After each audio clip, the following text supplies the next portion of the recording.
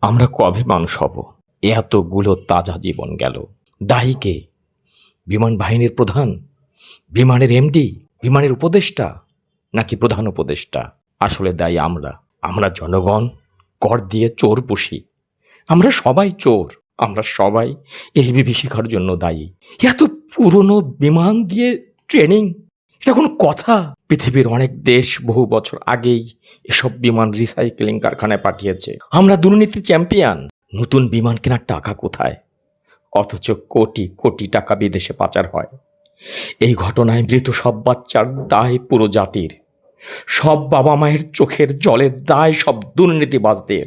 ধিক্কার জানায় দেশের নীতি নির্ধারকদের। নশ্বর পৃথিবীতে ঈশ্বর হতে চাওয়া সব দানবদের উপর আল্লাহর গজব পড়ুক। সবার বুকের ভেতরের চাপা কান্না দানবদের জন্য দাবানল হয়ে আসুক। যে দাবানলে পড়ে যাবে নষ্ট মানুষ, ভ্রষ্ট রাজনীতি, ভ্রষ্ট নীতি।